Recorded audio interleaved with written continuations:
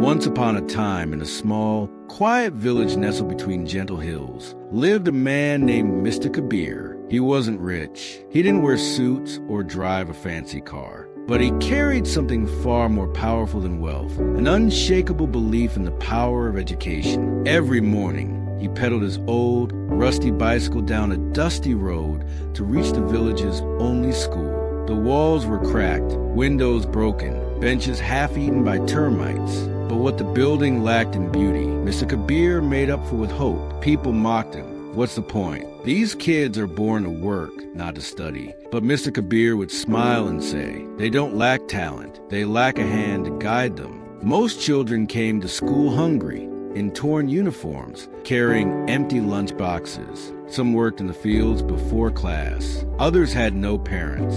They didn't dream of becoming engineers or doctors. They just wanted someone to believe they could. One day, a boy named Arv walked in. Quiet, head down, always sitting in the last row. He had failed twice. Most teachers had stopped trying with him. Other students laughed at him. But Mr. Kabir noticed something different. During one boring math lesson, he saw Arv drawing on the last page of his notebook. Not meaningless scribbles, but beautiful sketches, faces, nature, dreams that lived silently on paper. Mr. Kabir sat beside him and gently asked, "Why don't you speak in class?" Arv looked down and said, "Because I always get it wrong." Mr. Kabir smiled. "Then let's get one thing right. Let's draw your dreams." From that day, Mr. Kabir began using Arv's love for art to teach him. He explained angles through drawings, taught stories through pictures, helped him spell by sketching the alphabet. Slowly, Arv began to change. He smiled more. He started answering questions.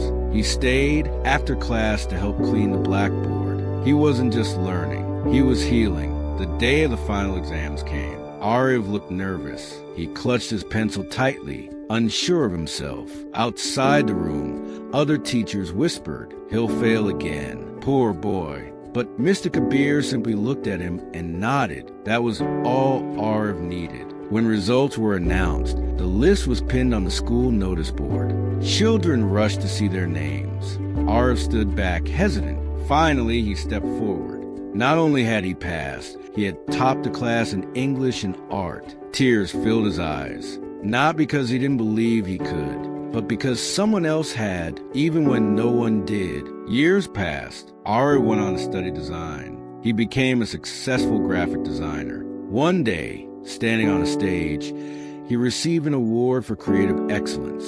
When a reporter asked him, "Who inspired you the most?" he replied, "A teacher who saw a light in me when all I felt was darkness." Back in the village, Mr. Kabir, now older, still rode his bicycle to school. He still taught children who didn't have shoes, but had dreams. And every time he saw a quiet child sitting in the last row, he smiled, because he knew that sometimes all it takes is one person to believe. This story isn't just about a student. It's about the power of a teacher who refused to give up, a man who didn't just teach from books. He taught from the heart. Believe in someone. Support them when they're lost. Because even one act of belief can change an entire life. Be someone's Mr. Kabir. The world has enough critics. Be a believer.